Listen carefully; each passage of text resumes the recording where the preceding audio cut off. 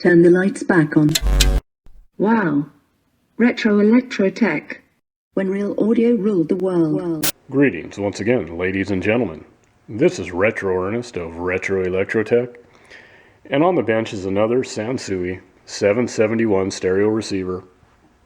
You may recall that in a recent video, I introduced this Sansui 771 that had some issues with intermittent controls. They were very, very dirty. There was signal loss. Things were cutting in and out.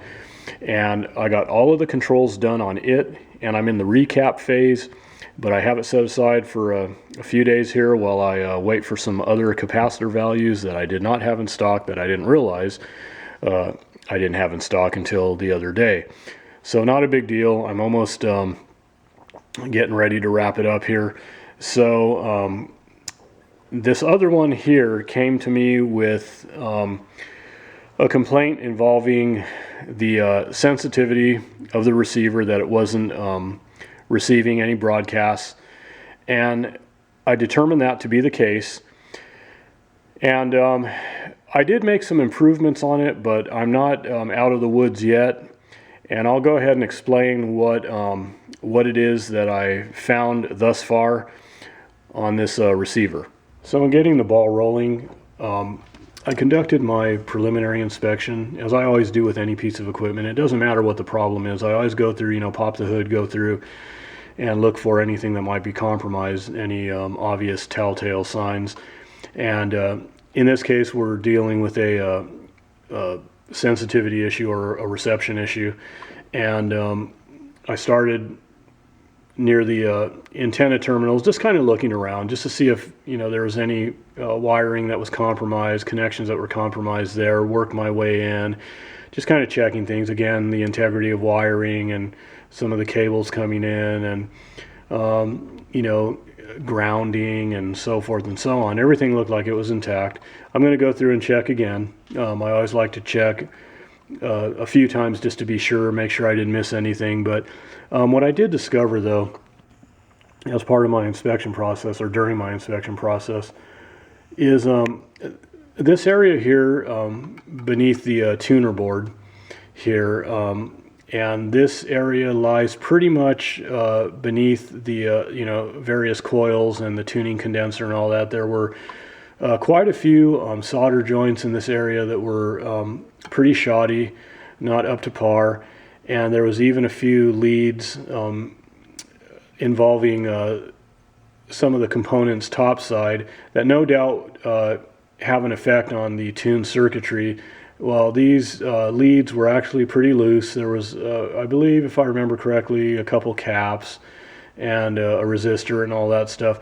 So I did button everything up, of course, and clean up the solder joints. I reflowed some, and so everything's looking better in this area. I didn't have to go through and clean up every solder joint. There were some that were okay, but there were several that were pretty shoddy. So that's what I did so far, and that did improve things. I am pulling in a signal now. Before it was just deaf. There was nothing coming in.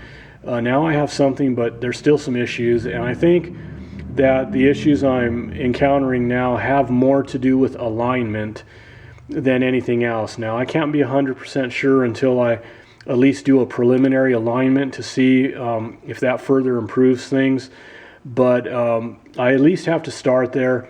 And then once I kind of determine one way or the other if the alignment is responsible for the remaining lack of sensitivity and the signal cutting out and so forth, then until I know for sure, and that's kind of what can I say, eliminated, then I can move on to other things, is my point. So there may very well be some components that are problematic that may need to be changed out, of course. But again, I want to start with the alignment now that I cleaned up all these solder joints. Okay, so I'm going to go ahead and flip this thing over now. There's a great selection of insulated work boots. Okay, so as you can see, I'm receiving a station which is coming in okay, and let me go ahead and drop this down a bit. You can see I also have the stereo indicator light, so, and there is definitely stereo separation here. Let me go ahead and get this. So our multiplex is working fine, and it's not doing too bad at the moment. When I run it for a little while, though, you know, there is some cutting in and out here and there. So I know that we're in need of an alignment at the very least. And I'm going to have to monitor things from there and see how it does after that, as I already said. So let me... Farmington Ford and Franklin Chrysler Dodge Jeep and Ram in Farmington, Maine. Hey, come and check us out. We have new vehicles arriving daily. So not bad, not bad. So far so good, and it does that, and it'll get a little bit funky every once in a while. I don't get good reception here where I am anyways, but I do pull in this country station pretty good, and right now it's doing okay. And but again, you know, it'll kind of come in and out, and I think that can be improved via an alignment.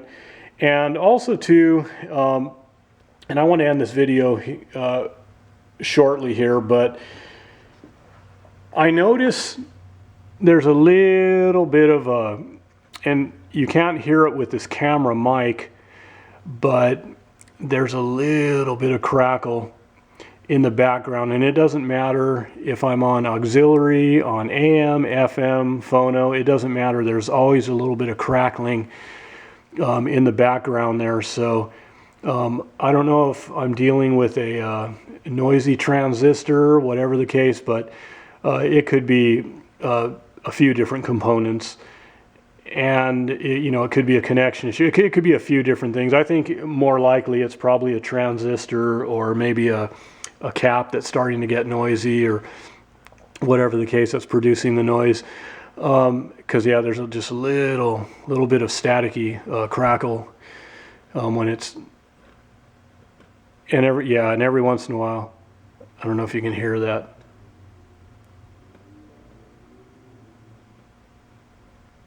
It's probably hard to pick up with this camera mic. And every once in a while, I even get a little tiny pop. So I think I'm dealing with either a transistor that's starting to go, or a cap. But so there's still quite a bit of work that needs to be done. Okay, and a lot of diagnostics and just going through. And like I said, I'm going to start with the alignment and go from there and see what else needs to be done. So I'm going to end it here and get busy with some other things as well.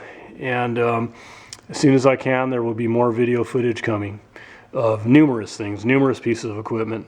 Okay, so everybody, you take care of yourselves out there. And as I always say, peace, love, rock and roll, and of course, vintage audio. This is a poor man's shoe production.